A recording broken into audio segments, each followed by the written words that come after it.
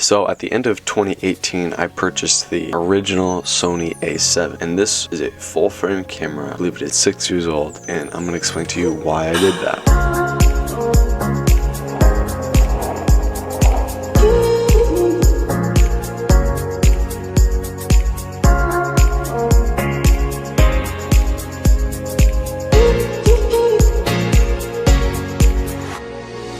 So this camera came out in 2013, making it 6 years old this year. And the reason I bought it was mainly because of the price. It's the cheapest way to get into full frame photography and videography. So I bought this with the kit lens for $600 used on eBay. It did come with a battery grip, but I ended up selling that because it was too big and bulky. It didn't fit in my camera bag. I upgraded from a crop APS-C Nikon D3300, and that going to this was like crazy. How much it improved is insane. This camera just blows that whole camera out of the water. It has been shadowed by its newer versions, the Sony A7 II and A7 III that just came out in 2018, but those are both quite a bit more expensive than this. So like I said, this is the cheapest way into full frame. I believe the next cheapest is the original 6D, which is still more expensive than this and only is body only, and I believe it's a year older. So yeah, that's like the main reason, the full frame.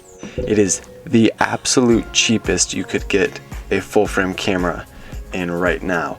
I believe the A7 II is about $1,000 too, but I couldn't find that used for much cheaper than $800, which for me is out of my budget. I mean, the main reason I bought this was the price. I know the newer A7 III that just came out is super nice. It shoots 4K, 60 I think, and 1080 at 120 frames, which this does neither of those. The highest it can go is 1080 60. It doesn't even shoot 4K, but that I'm actually pretty okay with because it shoots spectacular photos and I don't even shoot 4K video. This has been my main video camera for about a month, I want to say. So far, I have not been let down. Another big reason is lenses. You can adapt all types of lenses to this. Since it is the E-mount, you can adapt Canon, Nikon, and a bunch of other third-party brands. A bunch of companies make adapters, and that is like the main two reasons. Right now, I'm just going to show you a bunch of other pictures I've taken of this with this camera and some video. And I know there are a lot of cons to this camera, main ones being battery life and no 4K. And that does stink. I do not like the battery life. Battery life is about 40 minutes, sometimes less. That's why I got all these different batteries and one inside. And another con is no 120, but because I mainly shoot weddings, I only go 24 or 60 frames. So I can live without 120, and I can also live without 4K because I never shoot 4K. You can see on my channel I also still use the DJI Spark, which doesn't shoot 4K either.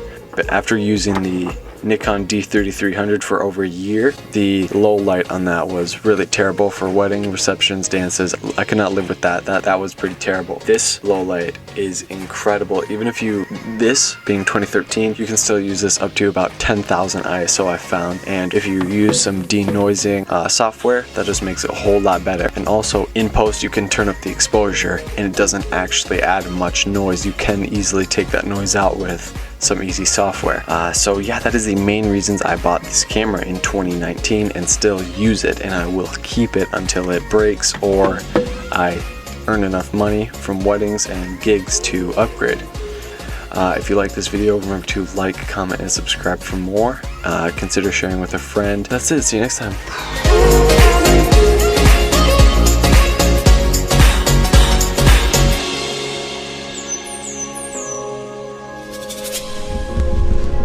Here, can you, because I got a front-facing camera. I mean,